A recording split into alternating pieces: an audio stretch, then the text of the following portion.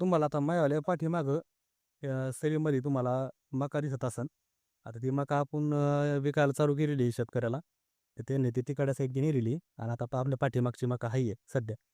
पण आता व्हिडिओ बनवायचं कारण आपलं असं, का जे आता आपण याला माती लावलेली मागचा व्हिडिओ मी सोडलेला आहे एक माती लावताना. तर त्याच्यानंतर आपण जे माती लावल्यानंतर याला 2 पाणी आपण याला दिलेली आहेत. एकदम मोकळे पाणी आपण. आणि याच्या अगोदर आपल्याला तुम्हाला समजा ज्यांनी कोणी पाहिलेलं असले आपले व्हिडिओ, तर त्यांना माहिती असतं ना आपण जी लागवड आहे आपण आपण ही जी लागवड आपण बिगर सरी पाडता केलेली आहे ऊसाची लागवड. म्हणजे आपण याच्यामध्ये सरी नव्हती पाडलेली.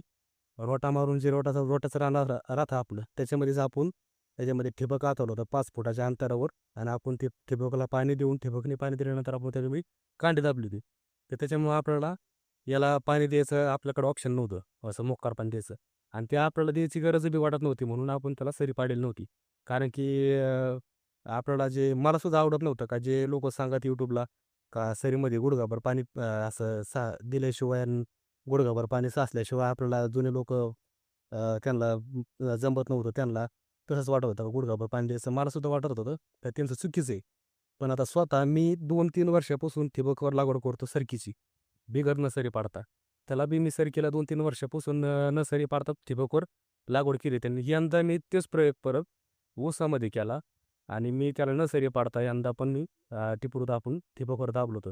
आणि ज्यावेळेस माझ्या असं लक्षात आलं का 2 महिन्यानंतर का ऊसाची जी वाढ आहे म्हणावाशी व्हायना.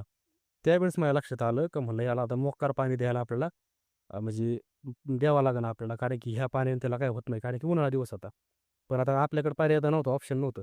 मग त्याला आपण ज्यावेळेस आपल्या लक्षात आल्यानंतर आपण याला मागं जे माती लावलेली मागच्या एक 15 दिवसामध्ये, त्याच्यानंतर आपण या माती लावल्यानंतर याला आपण 2 पाणी दिलेली आहे. आपले 2 पाणी सध्या झालेली तर. आणि त्याच्यामध्ये मला असं लक्षात आलं की तुम्ही पाठीमागं पाहू शकता आता ही मका आहे. हे मका मग ऊसला काय लक्षात येत नसेल आता.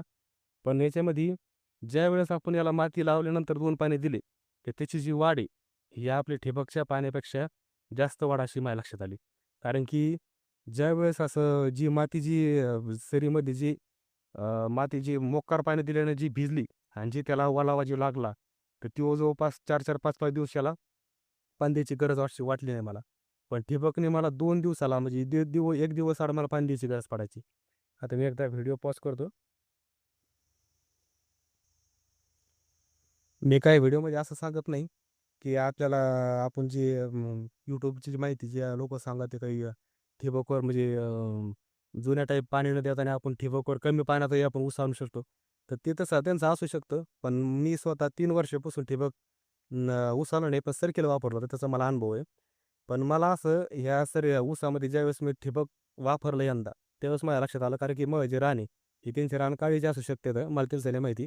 पण मग जे रान आहे हे खळगट आहे.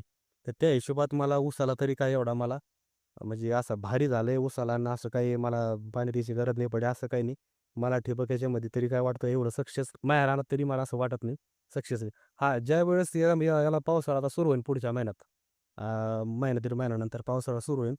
त्यावेळेस मात्र याला ठिबकने जरी पाणी दिलं असं मला वाटतं आजच्याला, तरी याला काय अडचण नाही. कारण की आपण ठिबकनी पावसाळ्यात किती पाण्याची गरज पडत असते. ते आपण ठिबकने त्यावेळी देऊ शकतो.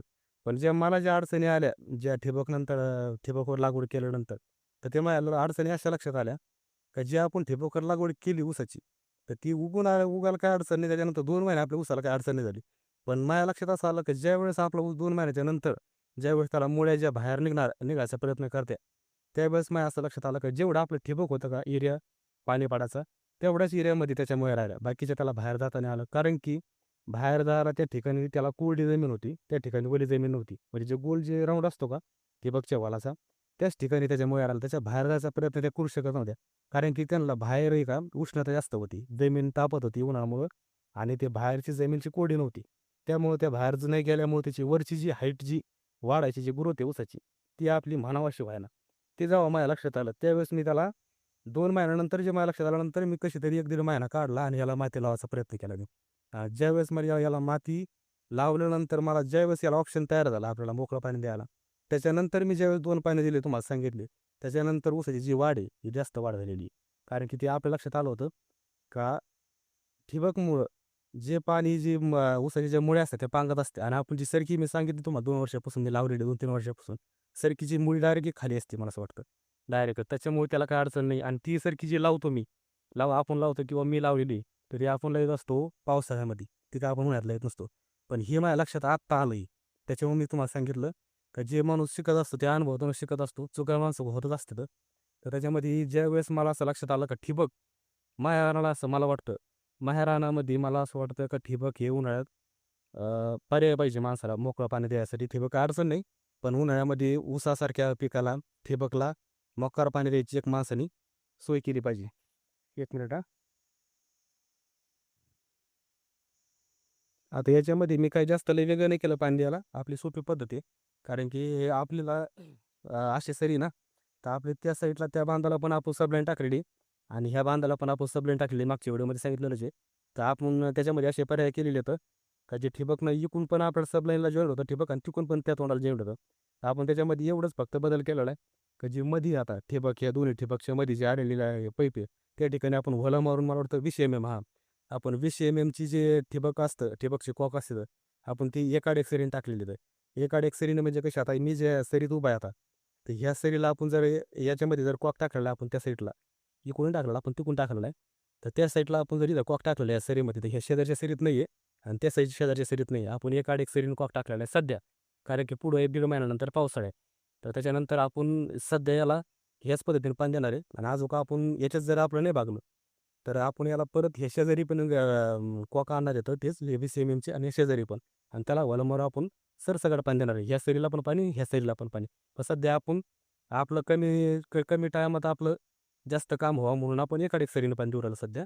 भविष्यात आपण गरज पडली तर डबल सरीला पण पाणी देऊ आपण शेजारच्या सरीला. तर याच्यामध्ये एवढंच सांगायचं होतं मला का मला आता सध्याच्याला वाटतं का आपण ऊसाला डायरेक्ट ठिबकवर सध्या तरी मला वाटतं ज्याचं रान चांगलं आहे त्याने जायला काही अडचण नाही. पण ज्याचं रान असं माझ्यासारखं हलकं आहे किंवा खळगट आहे, त्याला तरी मला वाटतं उन्हाळ्यात जरा अडचण येते ना ठिबकवर, त्याला मोक्कार पाणी जुन्या पद्धतीने पाणी मला वाटतं द्यायची गरज पडायला पाहिजे.